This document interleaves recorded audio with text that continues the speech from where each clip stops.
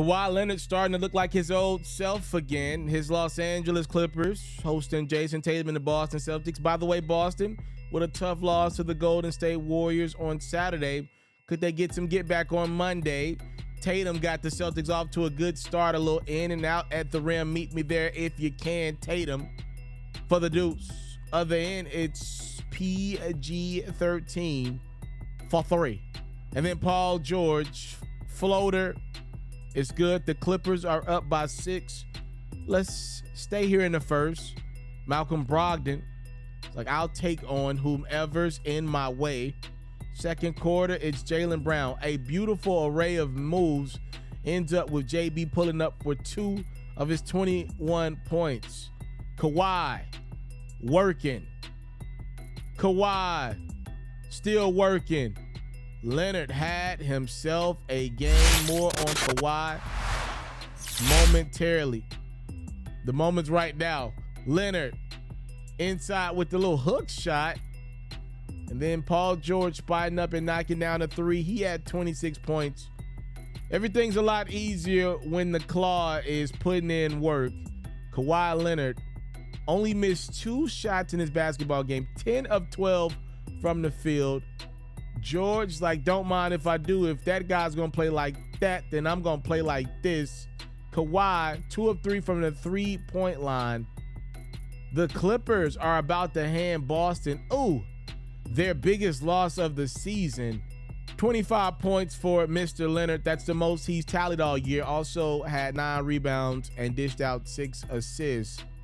Don't look now, but the Clippers are healthy. The second straight game between Damian Lillard and the Portland Trail Blazers. They're hosting the Minnesota Timberwolves. And I'm going to be honest with you. If you came to this highlight to see anything outside of Damian Lillard shooting 3-pointers, you're probably in the wrong place. This highlight is all about the greatness that is Damian Lillard. He put on a show for that home Portland crowd.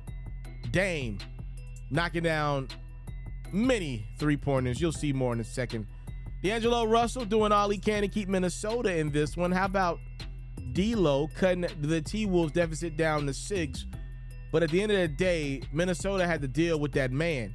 And in the first half, there was no stopping that man. 8 3-pointers in half number 1 for Damian Lillard. This one may be the most cold-blooded of them all. Dame time. The Blazers are up a bunch.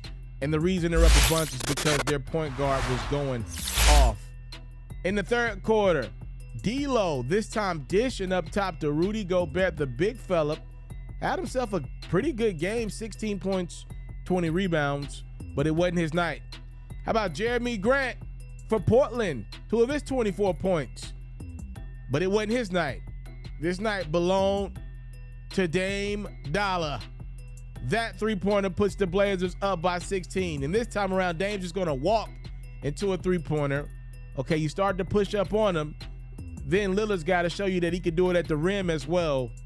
Lillard is going to tie his career high with 11 3-pointers made in just 29 minutes of action for Portland. Shaedon Sharpe continues to show you why he will be a really good player in this league one day. Beautiful reverse at the rim. The Blazers beat up on the T-Wolves 133-112. The reality of the situation is, to beat the Boston Celtics, it takes a team with the defenders that the Los Angeles Clippers got. You talk about Kawhi Leonard and Paul George. At the end of the day, they're still on the back end of their prime as perimeter 2 of the greatest we've seen at the 2 of the 3 of this generation. That's the reality of it. And speaking on Kawhi Leonard specifically, I don't like how things have transpired in his career. I would have liked to seen this phenomenal talent play more over the last couple years. But at the end of the day, Kawhi Leonard is one of like 3 guys in the league, maybe even 2, that when they're right, they can dominate the game of basketball on both ends of the court. We got Giannis, we got Kawhi, and some people will make arguments for a third. I maybe would throw Anthony Davis in that mix. But right now, those are the 3 guys that I've seen dominate a game offensively and defensively, do it in the postseason, and when they get to their apex, there's nothing else anybody else can do in the league. Joel Embiid is a distant fourth from those guys.